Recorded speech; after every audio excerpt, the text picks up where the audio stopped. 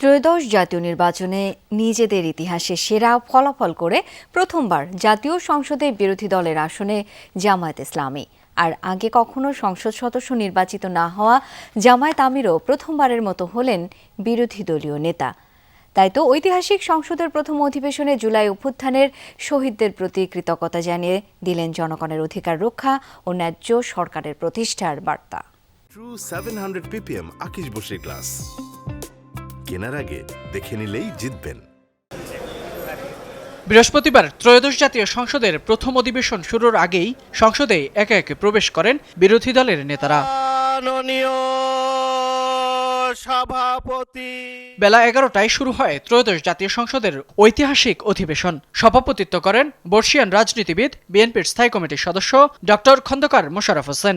সভাপতি হিসেবে তাকে স্বাগত জানান বিরোধী দল, তবে জানান আক্ষেপের কথাও।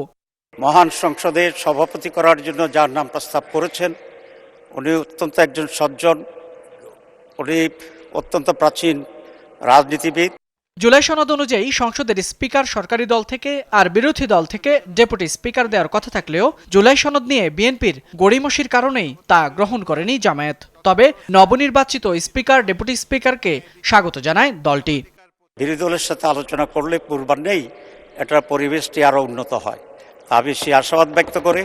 এর আগে সংসদের প্রথম অধিবেশনে প্রথমবারের মতো বক্তব্য রাখেন বিরোধী দলীয় নেতা ও জামায়াত আমির ডাক্তার শফিকুর রহমান।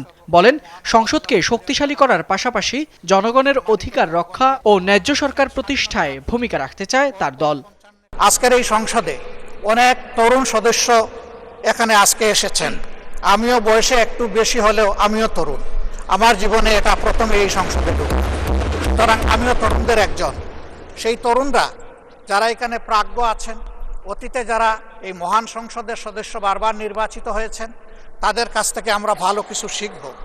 কোনো নির্দিষ্ট দলের না হয়ে স্পিকারের কাছে ন্যায় বিচার পাওয়ার আশা প্রকাশ করেন বিরোধী দলীয় নেতা। সরকারের কোনো প্রস্তাবে বিরোধী দল হিসেবে সমর্থন জানিয়েছে জামায়াত ইসলামী, আবার কোনো প্রস্তাবে তীব্র আপত্তি জানিয়েছে দলটি। তারা বলছে, জনগণের কল্যাণে কাজ করে যেতে চান এই সংসদে দাঁড়িয়ে, সেই সাথে সরকারের গঠনমূলক সমালোচনার মাধ্যমে ভূমিকা রাখতে চান কার্যকর বিরোধী দল হিসেবে। ফয়সাল মাহমুদ, যমুনা নিউজ, ঢাকা।